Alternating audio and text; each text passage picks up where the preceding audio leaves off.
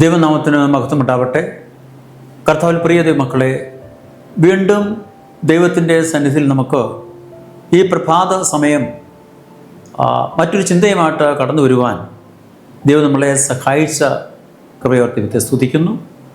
നമുക്ക് ഇന്ന് ലഭിച്ചിരിക്കുന്നതായ വിഷയം പ്രാർത്ഥന നവീകരണവുമായി അടുത്ത് ബന്ധപ്പെട്ടിരിക്കുന്നു എന്നതാണ്. അതിന് എടുത്തിരിക്കുന്ന മനപ്പാഠവാക്യം 2 ദിനവൃത്താന്തം 7:14 അത് ഇങ്ങനെ വായിക്കുന്നു: എൻ്റെ നാമം വിളിക്കപ്പെട്ടിരിക്കുന്ന എൻ്റെ ജനം തങ്ങളെ തന്നെ താഴ്ത്തി പ്രാർത്ഥിച്ച് എൻ്റെ മുഖം അന്വേഷിച്ച് തങ്ങൾ നിർമ്മാർഗ്ഗങ്ങളെ വിട്ടുതിരിയുമെങ്കിൽ ഞാൻ സ്വർഗത്തിൽ നിന്ന് കേട്ട് അവരുടെ പാപം ക്ഷമിച്ച് അവരുടെ ദേശത്തിന് സൗഖ്യം വരുത്തി കൊടുക്കും എന്നാണ്. എത്ര അർത്ഥവത്തായ ഒരു പ്രാർത്ഥനയാണ് നമ്മൾ ഈ വാക്യത്തിലൂടെ കേട്ടത്.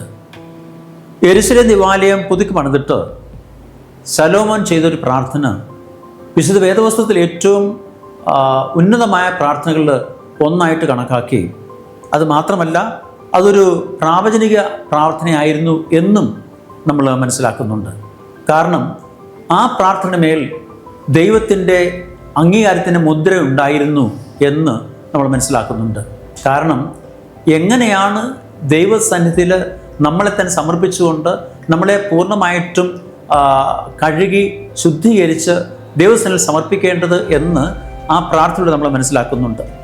അപ്പോൾ പ്രാർത്ഥനയ്ക്ക് ശേഷം ശലോമോൻ യെരൂശലേം ദേവാലയത്തിൽ പ്രാർത്ഥന കഴിച്ചപ്പോൾ ആ പ്രാർത്ഥനയ്ക്ക് ശേഷം സ്വർഗത്തിൽ നിന്ന് തീ ഇറങ്ങി വഴിപാടുകളും ഹോമയാഗവും ദഹിപ്പിച്ചു കളഞ്ഞു. ദൈവത്തിന് തേജസ് ആലയം നിറച്ചു എന്ന് നമ്മളിവിടെ വായിക്കുന്നുണ്ട്. അപ്പോൾ ആ പ്രാർത്ഥനയുടെ ശക്തി, ആ പ്രാർത്ഥനയുടെ വിശുദ്ധി, ആ പ്രാർത്ഥനയുടെ സമർപ്പണം എത്രമാത്രം ഉണ്ടായിരുന്നു എന്ന് നമുക്കത് മനസ്സിലാക്കാൻ സാധിക്കും. അപ്പോൾ പ്രാർത്ഥന എന്ന് പറയുന്നത് ഒരു വ്യക്തിയുടെ ജീവിതത്തിൽ നവീകരണത്തിലേക്ക് നയിക്കുന്നതാണ്.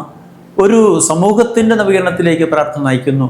ഒരു സഭയുടെ വളർച്ചയിലേക്ക് പ്രാർത്ഥന നയിക്കുന്നു. കാരണം പ്രാർത്ഥന എന്ന് പറയുന്നത് നമ്മുടെ ഹൃദയത്തിൽ നിന്ന് നാം സ്വന്തമായി ദൈവസന്നിധിയിൽ നമ്മളെ തന്നെ സമർപ്പിച്ചുകൊണ്ട് ചെയ്യുന്ന അപേക്ഷയാണ് പ്രാർത്ഥന. അപ്പോൾ അവിടെ തീർച്ചയായിട്ടും നമ്മുടെ മനസ്സിൽ വരുത്തേണ്ട രൂപാന്തരം നാം തന്നെ വരുത്തിക്കൊണ്ട്, നമ്മുടെ മനസ്സിൽ ഉണ്ടാവേണ്ട താഴ്മ നാം തന്നെ ധരിച്ചുകൊണ്ട് ദൈവസന്നിധിയിൽ നമ്മളെ ഏൽപ്പിച്ചു കൊടുത്ത് പ്രാർത്ഥിക്കുന്നതാണ് പ്രാർത്ഥന. അപ്പോൾ തീർച്ചയായിട്ടും അതൊരു നവീകരണത്തിലേക്ക് ഒരു വ്യക്തിയെ നയിക്കുന്നു എന്നത് നമുക്ക് വളരെ ലളിതമായിട്ട് മനസ്സിലാക്കാൻ സാധിക്കും. അപ്പോൾ അതുകൊണ്ട് തന്നെ ഇവിടെ യഹോവ ദൈവം ഇസ്രായേലിനോട് പറയുമ്പോൾ ഇസ്രായേലിൻ്റെ പാപത്തിൽ നിന്ന് അവർക്ക് വിടുതൽ പ്രാപിക്കുവാൻ ഒരു മാർഗം മാത്രമേ ഉണ്ടായിരുന്നുള്ളൂ. അത് മറ്റൊന്നുമല്ല, അവർ തങ്ങളുടെ പാപങ്ങളെ ഏറ്റുപറഞ്ഞ് ഉപേക്ഷിക്കുമ്പോൾ ദൈവം അവരെ അനുഗ്രഹിക്കുകയും ദൈവം അവരെ ചേർക്കുകയും ചെയ്യും എന്നതാണ്. അപ്പം അതുകൊണ്ട് നാം ഇസ്രായേൽ ജനത്തിൻ്റെ ജീവിതത്തിൽ ദൈവം നൽകിയ ആഹ്വാനം നാം ഓരോരുത്തരും നമ്മുടെ സ്വന്തം ജീവിതത്തിൽ നാം പ്രാവർത്തികമാക്കുകയും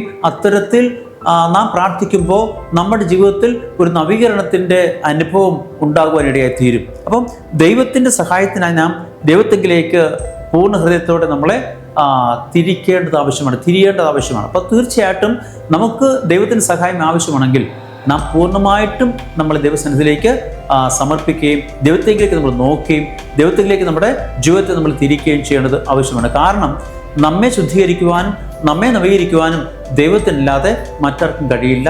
അതിന് നമ്മളെ ദൈവകരങ്ങളിൽ സമർപ്പിക്കുക, അതാണ് പ്രാർത്ഥനയോട് നമ്മൾ ചെയ്യുന്ന ഒരു കാര്യം. അപ്പം അതുകൊണ്ട് 2 ദിനവൃത്താന്തം 7:13-14 നമ്മൾ മനപ്പാഠവാക്യത്തിൽ വായിച്ച പോലെ നാം ഒന്നുകൂടെ വായിക്കുന്നത്: എൻ്റെ ജനം തങ്ങളെ തന്നെ താഴ്ത്തി പ്രാർത്ഥിച്ച് തങ്ങളുടെ ദുർമാർഗ്ഗങ്ങളെ വിട്ടു തിരിയുമെങ്കിൽ ഞാൻ സ്വർഗത്തിൽ നിന്ന് കേട്ട് അവരുടെ പാപം ക്ഷമിച്ച് അവരുടെ ദേശത്തിന് സൗഖ്യം വരുത്തി കൊടുക്കും. അപ്പം അതുകൊണ്ട് പ്രിയ ദൈവമക്കളെ, നമ്മൾ ഓരോരുത്തരും വ്യക്തികളായിട്ടോ കുടുംബങ്ങളായിട്ടോ നമുക്ക് ദൈവസന്നിധിയിൽ നമ്മൾ സമർപ്പിച്ച് നമ്മുടെ ജീവിതത്തിൽ നവീകരണവും രൂപാന്തരവും മാനസാന്തരവും ഉണ്ടായി ദൈവമക്കളായിട്ട് നമുക്ക് സൗഖ്യമുള്ളവരായി, നമുക്ക് വിശുദ്ധിയുള്ളവരായി, സമാധാനമുള്ളവരായി ജീവിക്കണമെങ്കിൽ നാം പ്രാർത്ഥന എന്ന വലിയ ആ യാഗം നാം നടത്തുകയും നമ്മളെ തന്നെ സമർപ്പിക്കുകയും അതിലൂടെ നമ്മുടെ ജീവിതത്തിൽ നവീകരണം നമ്മൾ അനുഭവിച്ചുകൊണ്ട് ദൈവത്തിൻ്റെ മക്കളായി പാപത്തിൽ നിന്ന് പൂർണ്ണമായിട്ടും വിട്ടുതിരിഞ്ഞുകൊണ്ട് ദൈവത്തിൽ നമുക്ക് നിലനിൽപ്പാൻ കഴിയും. അതിനായിട്ട് ദൈവത്തിൻ്റെ പരിശുദ്ധാത്മാവ് നമ്മളെ ഒരുക്കട്ടെ, സഹായിക്കട്ടെ എന്ന് പ്രാർത്ഥിച്ചുകൊണ്ട് ഈ ചിന്തയെ അവസാനിപ്പിക്കുന്നു. ദൈവം നമ്മൾ ഓരോരുത്തരെയും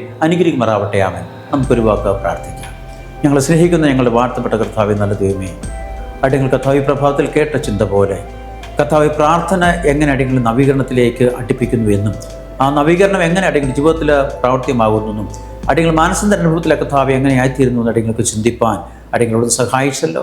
അടിയങ്ങൾ ഓരോരുത്തരും തങ്ങളുടെ പാപങ്ങളെ നിർമാർഗങ്ങളെ വിട്ട് തിരിഞ്ഞ് കർത്താവിൻ്റെ സന്നിധിയിൽ അടിയങ്ങളെ തന്നെ ഏൽപ്പിച്ച് പ്രാർത്ഥിക്കുമ്പോൾ എൻ്റെ കർത്താവ് അടിയങ്ങൾക്ക് സൗഖ്യം വരുത്തി തരികയും അടിയങ്ങളുടെ പാവങ്ങൾ അടിയങ്ങൾ വിടുവിക്കുകയും ചെയ്ത ആ വാക്തത്വം അടിയങ്ങൾക്കുള്ളതിനാൽ അടിയങ്ങൾ കർത്താവിൻ പ്രകാരം ജീവിപ്പാൻ, പ്രാർത്ഥിപ്പാൻ, സമർപ്പിക്കുവാൻ, നവീകരണ അനുഭവത്തിൽ ജീവിപ്പാൻ കർത്താവെ അടിയങ്ങളെല്ലാവരെയും ഈ ചിന്ത കർത്താവ് പങ്കുവെച്ച, അത് ശ്രമിച്ച, ഇത് കർത്താവെ മനസ്സിലാക്കുന്ന എല്ലാ മക്കളെയും അവിടുന്ന് ഒരുക്കണമേ. വ്യക്തികളായ കുടുംബങ്ങളായ കർത്താവ് അനുഗ്രഹിക്കണം, കൃപയിൽ സൂക്ഷിക്കണം. മാനവത കർത്താവെ അവിടുന്ന് എടുക്കണം. എല്ലാ അടിയങ്ങൾക്ക് ആ ജീവനെ തന്ന യേശുവിനെ നാം ചോദിക്കുമ്പോൾ കൃപയുടെ കേൾക്കണം. നല്ല ദൈവമേ, ആമേൻ.